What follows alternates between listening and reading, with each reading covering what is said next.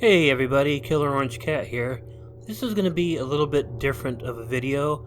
I'm going to tell the story of what happened to me on Monday first when I was almost attacked by a homeless man.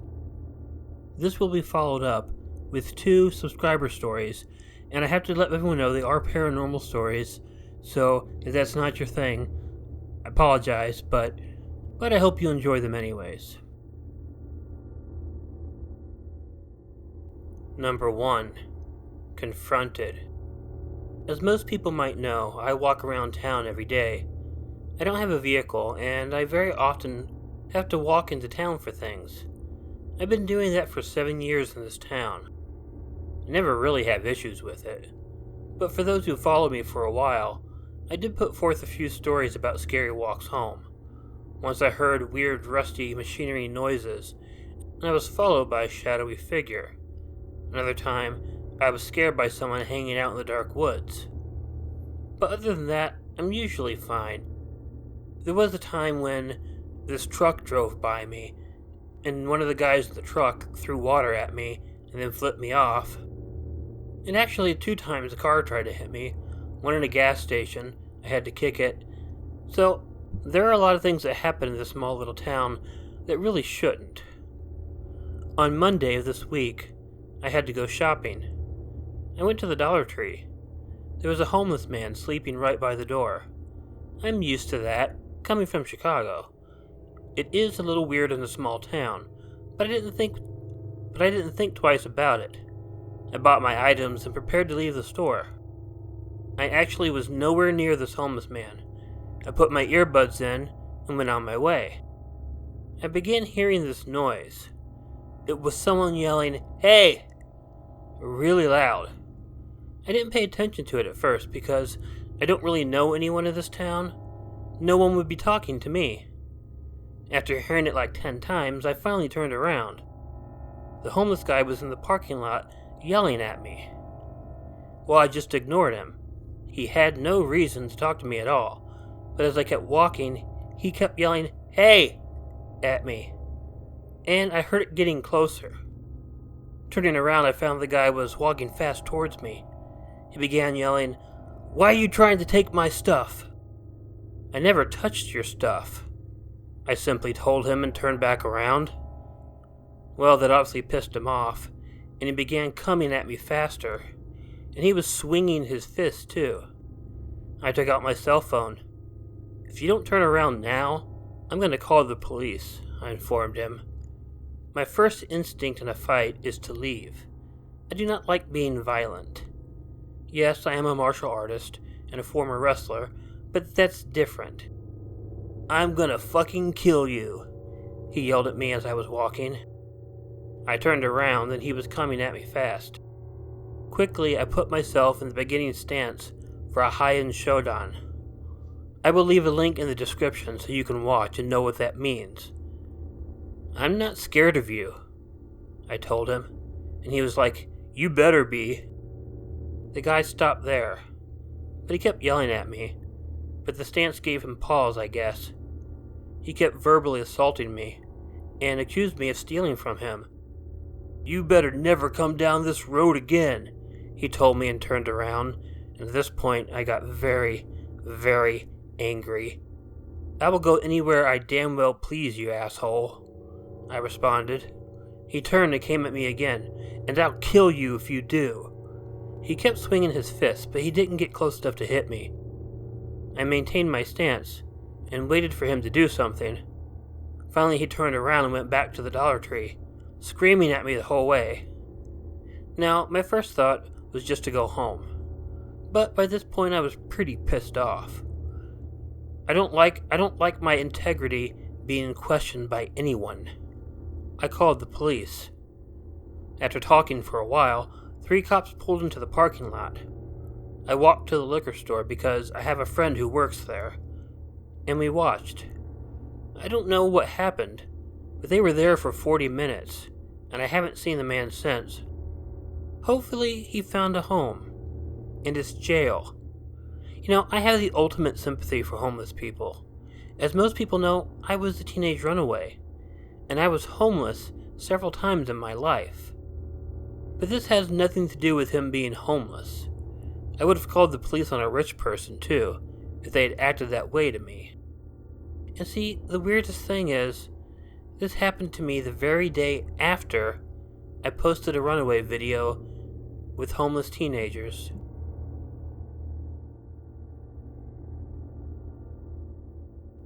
Number 2. The Cracking Man. I've never had to shorten my experiences and tell them in detail, so forgive me if I come across like I'm rambling. My family has, for as long as I remember, been terrorized by an entity we call the Cracking Man. My first encounter with him personally was when I was 5 years old. I woke in my room, and as my eyes adjusted to the darkness and the shadows formed from the moonlight beaming through the window, I noticed movement. I held my breath and tried to focus. In the abyss of the darkest corner of my room was a blackness that seemed to swallow all light and was blacker than everything else in the room. And then the sound began. At first it reminded me of bubble wrap. Then I imagined it was the sound of someone grinding their teeth to the point they were cracking, popping, and crumbling under the force and pressure. All the hairs on my body began to rise, and the last bit of air in my lungs was forced out in a half gasp and a petty attempt at a scream, which failed miserably. Emerging from the blackness was a tall, dark man. Well, it resembled a man, but it was in no way human. Its bones crumbled as it jerked, limped, and twitched towards my bed. The sound it made with every footstep resembled what I imagined a butcher's sound like, hacking through meat, bone, and cartilage. His body was mangled and broken, almost beyond recognition, but it still limped closer and closer, and then his face came into view. It stood swaying side to side, pressing against the bottom of my bed. It raised a long, spindly arm towards me, and its wrist and hand hung limply. As it raised its hand and extended its finger to point at me, I could hear the bones in its wrist and fingers crunch and pop. The sound turned my blood to ice, and I was frozen in place. The face, though, was the most soul-crushing and fear-inducing thing I have ever seen. It slowly opened its mouth, and it got wider and wider as it smiled maniacally, with spit, blood, and half-broken teeth hanging from its mouth. It reached up to its mouth and ripped the tooth from its socket, and pop echoed in the darkness and throughout the house. And somehow, his smile got larger. He then proceeded to flick the tooth at me, and I ducked to avoid it. When I looked back, though, he was gone. I wish this was my last time to see him, but unfortunately not. He comes back regularly, and every time he flicks the tooth at me before vanishing. I came to learn many members of my family have been visited by him throughout their lives, and even as far back as my grandfather when he was just a boy. The problem is, he has a special interest in me, and I am the only one he has flicked teeth and broken parts of himself at in the dead of the night. The reason I'm writing this now is because when he smiled on his last visit, he only had 4 large, deformed, rotten teeth left. In my heart I know, when he reaches the final tooth, something awful is going to happen. I don't know where to turn or what to do, but if I make it out of this and find some answers, I'll be sure to inform everyone. Especially those who might be terrorized by him too, or the people that he might have on his list to visit next.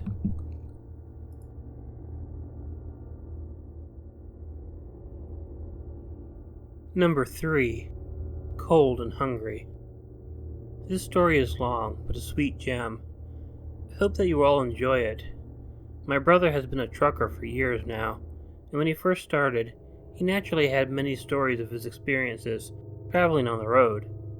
He also had many other stories from those who'd been trucking long before him. One of these stories has always stuck with me, even after all of these years. It was a story that my brother had recounted from one of his trucking buddies who'd experienced this while traveling the roads of the lower southwestern area of the United States. For the sake of the story, we will call his friend Lewis. It was late evening, and Lewis was on the road on a deadline, as all truckers are, when he noticed a hitchhiker on the side of the road. He decided to pull over and offer the guy a lift, seeing as it was getting dark pretty fast. Once he had stopped and leaned over to open the door for the guy, he came into view. He saw a young Mexican man whose clothes were noticeably dirty and seemed to be overall unkempt. Side note, all the following exchanges and conversations were completely in Spanish, but I will be translating them into English. Lewis told the man, "Hey, you need a ride?" The young man replied, "I'm cold and hungry." Lewis, feeling awful bad, responded, "Well, come on up. I have some food that you can have here in the truck." The young man climbed in, and Lewis set off. Lewis made conversation with the man, and he found out that the man was from Mexico, and that he had come to the U.S. looking to reunite with his family and to find work. The man didn't say how far he was going, and Lewis didn't press too much yet, as you could see the man had been through a lot. After about 20 minutes of chatting, the stranger asked him about the food. Lewis waved his hand towards the curtain that opened into the back sleeper area. "Oh yeah, I almost forgot. I have some leftover food in a bag here. Help yourself." The young man pushed the curtain aside and slipped into the sleeper area while Lewis continued driving. After about 15 minutes of silence, Lewis called to the man, "Were you able to find the food? How is it?" There was no reply. Lewis shouted again, thinking maybe the man hadn't heard him for some reason. "Hey, you okay back there?" No reply. Lewis became alarmed. It was impossible that the man would not have heard him by now, and a thought crossed his mind that maybe the man had had a medical emergency. He had looked in bad shape, after all. Lewis decided to pull over as quickly as he could to make sure that wasn't the case. Once he found a spot, he pulled over and rushed into the sleeper area. He was astounded to find that the man was not there. The bag of food lay untouched. When telling the story, my brother said that Lewis swore that the man he had seen had been flesh and blood, but he now knows that the man had been a ghost, a phantom of one of the many souls that perish on the perilous journey from Mexico to the United States. The reason this story sticks with me is because, although I was born on this side of the border, I too am Mexican, and I believe it's important to give these lost souls a moment of recognition.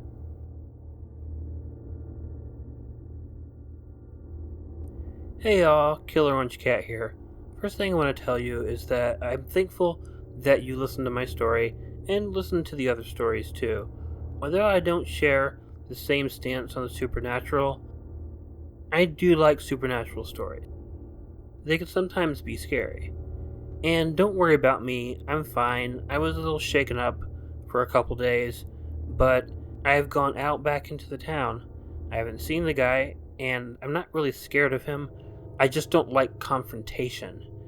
And even when I'm the winner of the confrontation, I still just don't like it. But I'm okay, and don't worry about me. But thank you for listening. If you like this video, please let me know by hitting the like button.